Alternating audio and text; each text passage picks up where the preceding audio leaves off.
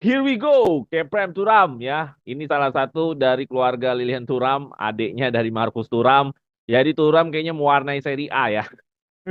Abangnya udah kebetulan main di rival dan adiknya sekarang menurut jurnalis sudah final, sudah here we go kalau bahasanya dari di Fabrizio Romano. Jadi kita kedatangan satu pemain lagi, yaitu pemain tengah, yaitu pemain berkebangsaan Prancis dengan usia sekitar 22 atau 23 ya.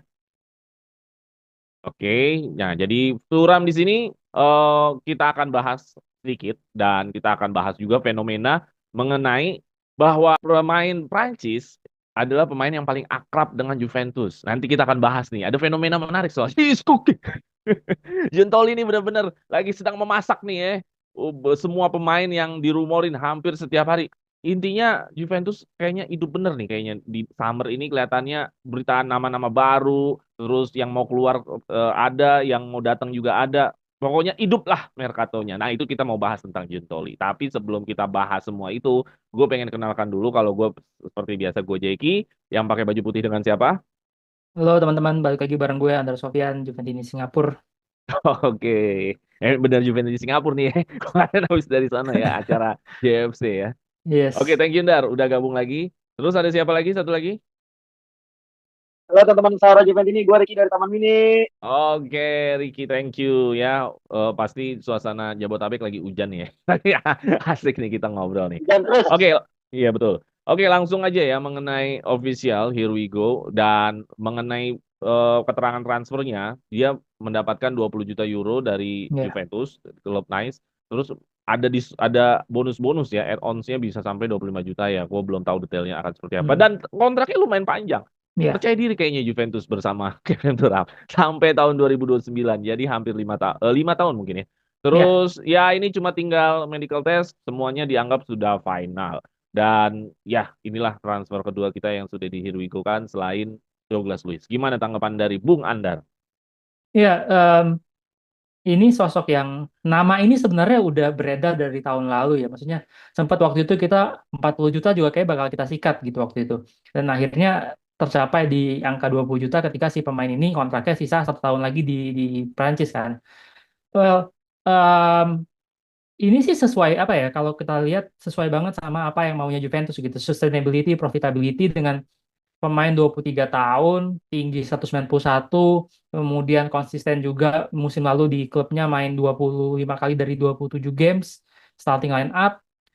Kalau kita kan suka pakai footmap ya, dia di konsisten juga di angka 7,2, jadi ya termasuk pemain inilah pemain yang bisa diandalin menurut gue. Terus dan musim lalu kan kita emang paling menderita itu di tengah ya. Jadi ini kayak obatnya lah menurut gue Giuntoli itu ya menemukan penawar atas lini tengah Juventus yang berantakan musim lalu salah duanya dengan em, Brazilian playmaker sama istilahnya orang bilang kalau si Thuram nih French Banser gitu. Jadi Oke, duetnya setara Giulio Locatelli kalau versi Italianya oke. gitu. Jadi eh, harapan lo seperti apa? Plus gue pengen tahu bakal kira-kira tajuk Derby de Italia bisa perang saudara nih ya. Iya Bagaimana lo iya. menanggapi perang saudara ini? Plus, apakah dia akan menjadi tim inti nggak menurut lo prediksi lo? Atau masih bersaing? Gimana? Menurut gue sih em, semua apa dari 4 main ini bakal ganti-gantian ya. Jadi kalau duetnya misalnya Fagioli main berarti Douglas Luiz nggak main. Kemudian kalau Thuram main, Locatelli nggak main. Jadi ini kayaknya dua-duanya memang dipersiapkan apa cadangan dan intinya tuh dua pemain yang sama baiknya. Jadi ya bersaing lah di starting line up tinggal tinggal tergantung di pertandingan soal fitness level dan soal strategi dan lain-lain. Dan menurut gue em, ini menarik sih, menariknya bukan buat Juventus aja, harapan gue juga buat Serie A sih ini ngedongkrak juga ada derby saudara di dua klub besar Italia dan besar dunia juga. Agak nggak ada saingannya ya. Paling siapa Theo sama duo Hernandez itu juga Ya, tapi dia kan beda beda liga. beda ini gitu. Jadi kayaknya emang memang nggak ada lawannya gitu. Jadi kalau misalnya Serie A Winter istilahnya ya, Ada bumbu-bumbu lah ya. ada bumbu-bumbu yang bisa Ada menaikkan bumbu lagi sedap dalam bumbu Derby de sedap Italia. yang bisa menaikkan lagi pamornya Serie A dan khususnya Derby d'Italia. Sesuatu yang belakangan agak mulai basi ya gitu. Hmm. Iya, iya, iya, iya. Ya menarik sih. Apakah Hmm. adek bisa Iya. lebih baik dari abangnya atau abangnya tetap senior dalam pertarungan nanti di musim ini ya 2004-2005. Oke, thank you Dar. Gimana Rick Sip. mengenai harapan lu mengenai Thuram? Kita tinggal dia bikin konten aja videonya plus nanti akan medical. Harapan lu seperti apa dengan Thuram? Terus kedua, lu akan melihat bahwa pertarungan antara saudara Thuram nih ini akan bisa meramaikan nggak sih derby dari Italia? Terus ketiga, lu feeling lu dia akan bermain inti nggak sih? Atau dia masih cadangan atau seperti apa kalau yang lu lihat dari tiga pertanyaan gue tadi?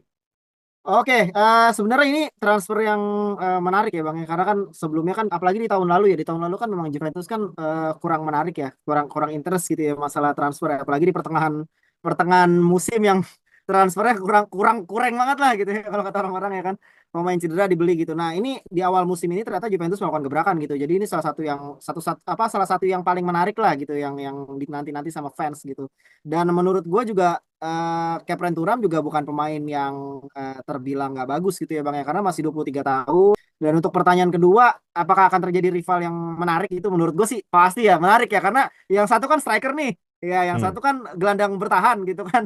Jadi ini pasti bentrok di lapangan nih mungkin ya gitu. Tapi makanya kan ini akan menjadi salah satu partai yang menarik, apalagi kan Juventus dan Inter juga kan sama-sama dua klub yang sangat bersaing gitu kan sejak dulu kan gitu, dan pasti aroma persaingan antara keluarga ini akan semakin menarik gitu. Kemarin kan di pesta apa namanya, di pesta Scudetto-nya Inter kan si Marcus kan sempat ngejek Juve tuh ya kan, Hmm. bawa bajunya Thuram yang Juventus tuh ya kan, dia bawa gitu, terus bapaknya ngamuk akhirnya di apa Iya.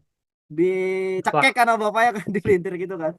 Ya ini seru sih gitu kan, karena akhirnya ada anaknya yang mungkin bisa meneruskan Thuram yang pernah bermain bersama Juve gitu sih Bang. Jadi ya pasti akan menjadi suatu pertarungan yang seru sih nanti pasti di musim ini gitu. Terus untuk Iya, iya. pertanyaan ketiga, apakah bisa menjadi pemain yang inti gitu ya pertanyaan lu ya. Nah ini belum bisa jawab pasti sih Bang, karena memang kita masih ada beberapa pemain yang mungkin posisinya mirip sama Kepren gitu. Masih ada Hans Nicolucci, masih ada Locatelli gitu kan. Mereka bisa bermain. Tapi mungkin kalau kata Bang Andar tadi mungkin akan dimainkan bergantian, bisa jadi. Karena kan Juve juga memainkan beberapa kompetisi di musim ini kan, ada 5 kan kompetisinya kan. Jadi tidak mungkin Kepren akan bermain secara terus-menerus gitu sih Bang. Itu sih Bang. Oke. Jadi intinya menarik juga dari Bida Italia. Terus juga lu berharap dia bisa bermain box to box. Terus juga ketiga bakal kena rotasi juga ya. Hmm, Oke, kalau gue pribadi melihat Kepren Turam, nanti Turam itu gue pikir kan Mota ini kan dari apa yang gue pelajari di Bologna juga, dia berhasil memoles, berhasil membuat sebuah format baru dalam sepak bola seperti overlapnya seorang back sampai punya attacking yang luar biasa. Itu kan ya, kalau Fiori menjadi hebat karena dia format begitu kan. Wah, maju lu sampai depan seorang back overlap dan itu tidak terradar gitu, nggak kena radar radar orang. Nah, musuh. intinya bukan tentang Calafiori, intinya adalah mungkin saja nanti kayak Prem Turam akan format baru selain dari apa yang dia biasa mainkan di Nice. Jadi Ya, ya Nice ya klubnya ya. Jadi Iya. ya, misalkan list. Turam nanti akan menjadi pemain sayap karena dia punya kemampuan dribble yang baik, punya keberanian untuk melewati pemain yang baik, itu bisa jadi menjadi antitesanya dari Weah gitu. Karena kita melihat Weah punya speed tapi dia tidak terlalu berani untuk masuk ke dalam kotak penalti, tidak terlalu berani untuk menciptakan crossing, tidak terlalu berani menciptakan peluang. Jadi seolah-olah hanya bawa bola sampai final third, habis itu Iya. di back pass lagi. Jadi gue pikir eh mudah-mudahan prediksi gue benar ya bahwa mungkin saja Kevin Turam akan dijadikan pemain sayap. Coba kita lihat. Tapi kalaupun nggak terjadi ya nggak masalah. Memang Kevin Turam memang ada di pemain Iya. tengah. Mungkin itu aja kalau dari gue tentang Turam. Gue berharap ada kreativitas dari Mota dan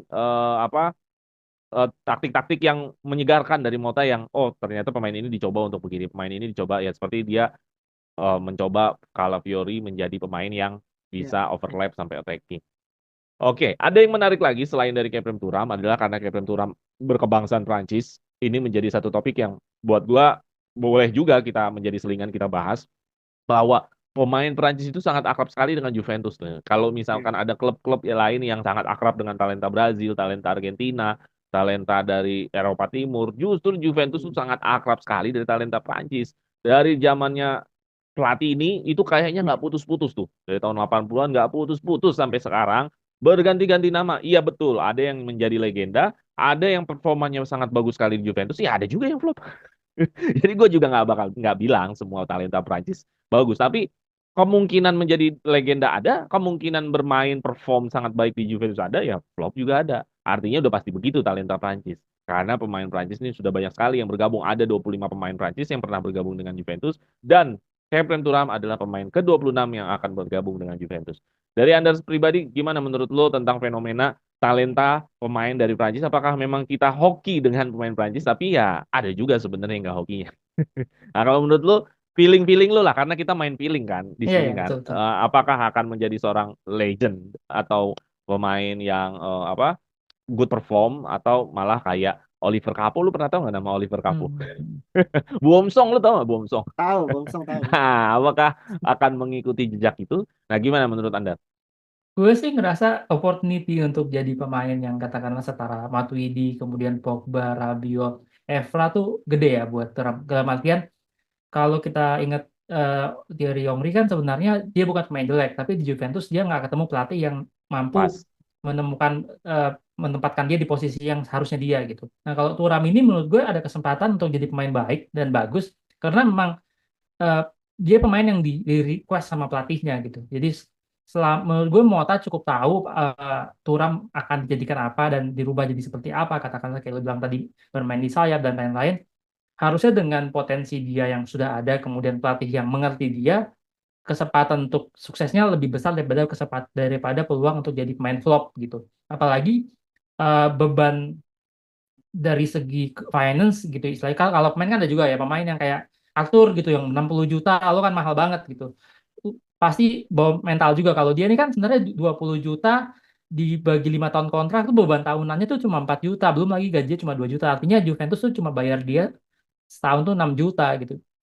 Jadi sebenarnya cukup cukup murah lah. Jadi harusnya dia bisa bermain nothing tulus, bermain lepas, bener-bener ikut apa kata Mota, he's good to go. Apalagi Liga Italia tuh bukan liga yang aneh gitu buat dia. Bahasa Italia juga bukan bahasa yang aneh buat dia. Jadi untuk adaptasi menurut gue sangat-sangat mudah gitu. Eh ya faktor-faktor ini membuat gue yakin kesuksesannya lebih besar dibanding flopnya sih. Oke. Gitu. Oke, jadi lu lebih percaya bahwa Kepren Thuram akan mengikuti jejak-jejak para seniornya dulu ya, yang Betul. good perform lah Iya. terutama. Ya mudah-mudahan bisa naik menjadi legend. Oke, gimana Rick? Ini pemain Prancis banyak ya, maksudnya lebih banyak yang good perform sama yang menjadi legend. Ya sebenarnya yang jadi itu juga nggak kalah banyak juga. Bahkan ada yang sekali lewat doang kayak Anelka. Iya. Seperti Ada itu juga yang tapi. sekali lewat. Terus ada juga yang malah cuma dipinjem-pinjemin doang kayak Ake kan. Ake pemain Prancis ternyata. Terus ada juga yang ya kayak Zebina. Nah, menurut lu gimana nih fenomena pemain Prancis ini? Lu punya feeling dia akan mengikuti senior-senior yang sukses atau cuma sekedar lewat aja nih? Ya, sebenarnya dari 18 nama yang dituliskan di sini kan Ya, sebenarnya eh 26 harusnya, cuman nggak ada benar. cukup. Yang sisa Iya, namanya iya, itu iya. nama-nama yang kita nggak tahu dah.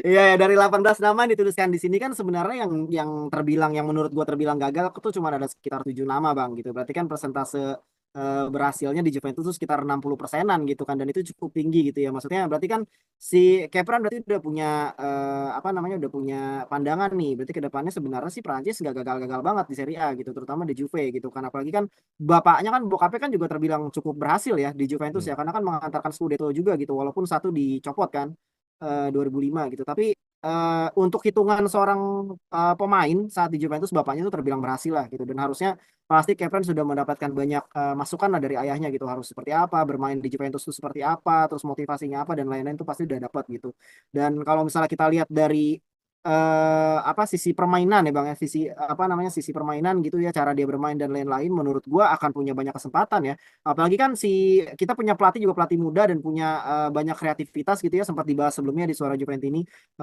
gimana cara Mota bermain biasanya perpindahan posisi versatile posisi pemain tidak bermain di posisi yang sama gitu ya di dalam satu pertandingan gitu dan Kepran sebenarnya karena dia masih muda dan dia juga punya cukup pengalaman ya cukup pengalaman gitu bermain sangat lumayan banyak di Liga Prancis menurut gua punya kesempatan cukup banyak untuk bisa membuktikan diri gitu pasti akan ada punya sekali lagi menurut gua ya akan ada punya banyak chance lah punya kesempatan lah untuk Kepren membuktikan diri gitu dan kalau misalnya lu nanya lagi ke gua kira-kira akan sangat bagus dan akan bisa menjadi legend atau enggak nah saat ini kan di sepak bola nggak kayak gitu bang ya kan industrinya kan sekarang udah susah mencari pemain legend di dalam satu klub gitu kan jadi sepertinya agak sulit ya Bang ya kalau untuk di sekarang ya, kecuali memang Kepren sangat mencintai Juventus dan tidak ingin pergi gitu. Cuman kan saat ini industrinya tidak seperti itu gitu. Jadi ya mungkin siapa tahu nanti suatu saat Kepren bisa bermain sangat bagus, akhirnya nilai jualnya naik ya kan, kita sama-sama tahu Juventus kayak apa kan. Akhirnya pemain itu akan dijual. Ya, pasti akan seperti itu sih Bang. Jadi sekali lagi tidak bisa menjamin kalau sekarang untuk menjadi seorang legend di suatu klub gitu. Nggak cuma di Juventus aja sebenarnya, di klub manapun sepertinya seperti itu sekarang industrinya Bang. Gitu sih kalau Oke. menurut gue.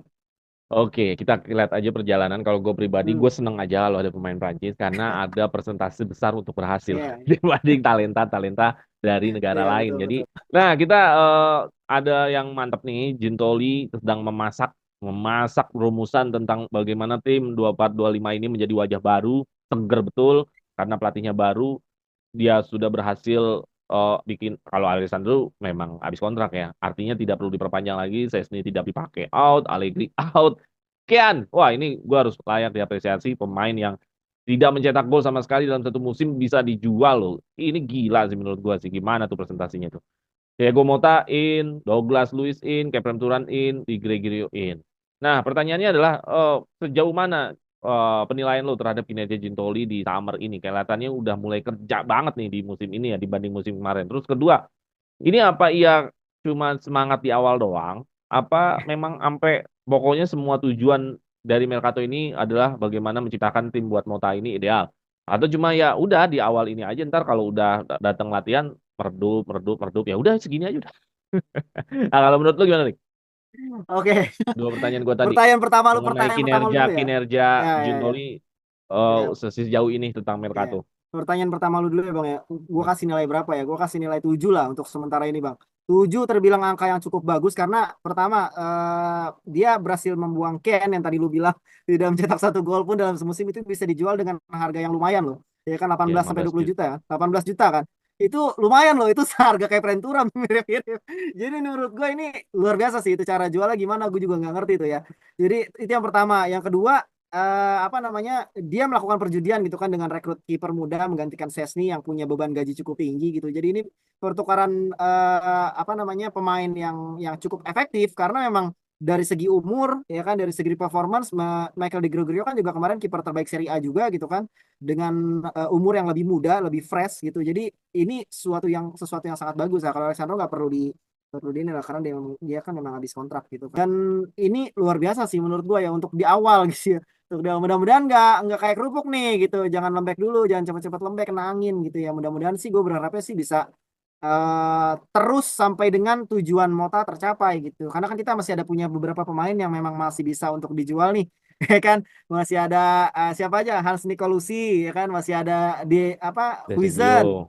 Wizard, masih ada Deskiglio gitu ya. Jadi masih bisa dikuras lah pundi-pundi itu untuk bisa mendapatkan pemain yang lebih bisa diandalkan gitu. Jadi gue berharap sih masih masih belum berhenti ya Bang ya, masih belum berhenti. Kita masih butuh mungkin satu back yang lebih senior gitu, yang punya pengalaman lebih di Nggak UCL. berharap berhenti tapi berhenti ngejar Calafiori.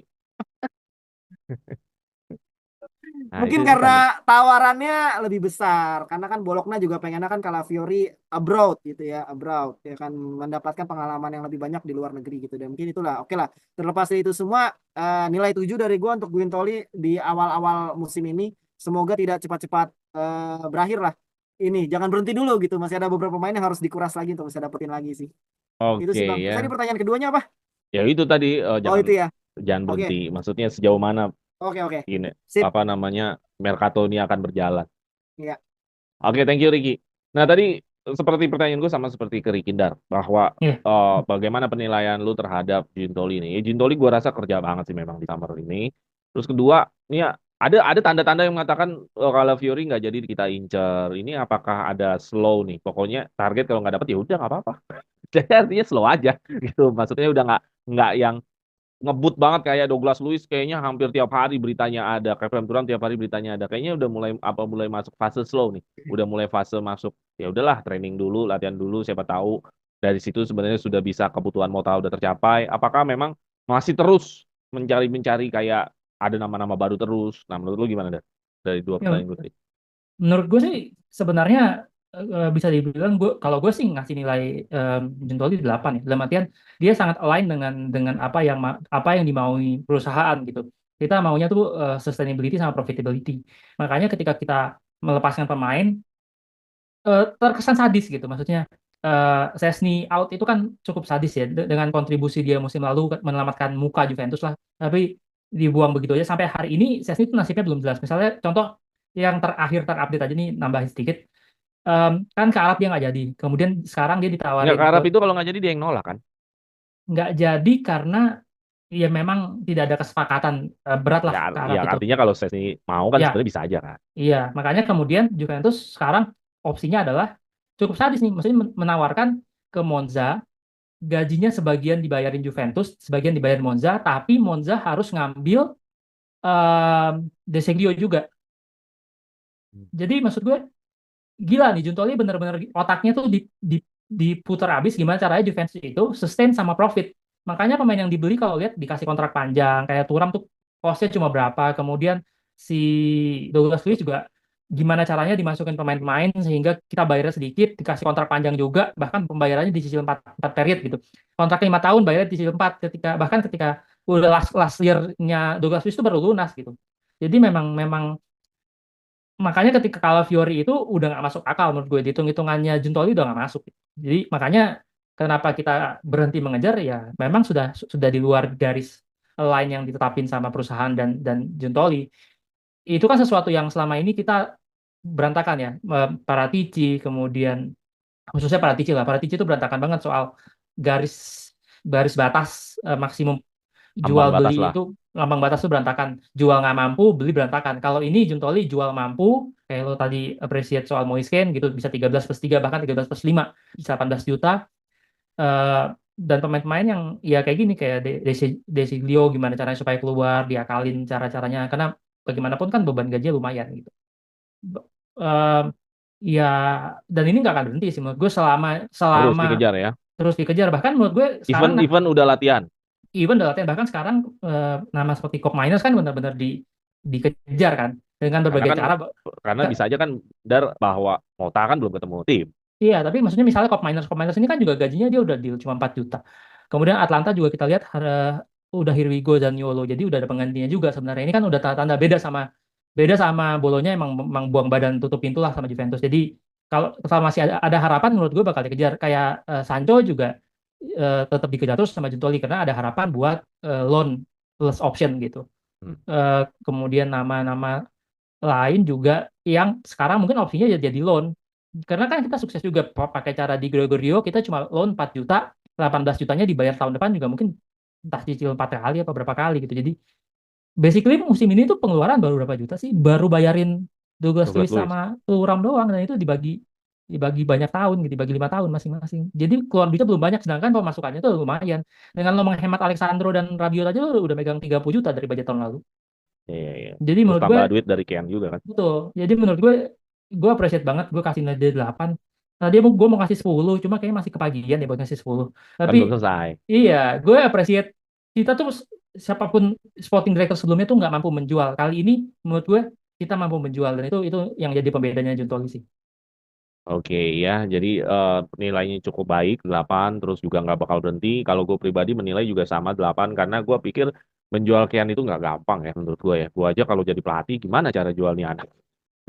Gak bisa gue dalam semua. Maksudnya sangat dari pertama kali gue mendengar nama Douglas Luiz, gue nggak tahu tapi ketika lihat datanya ngelihat pertandingan yang dia jalanin, wah ini pemain peak perform ini masih pemain matang.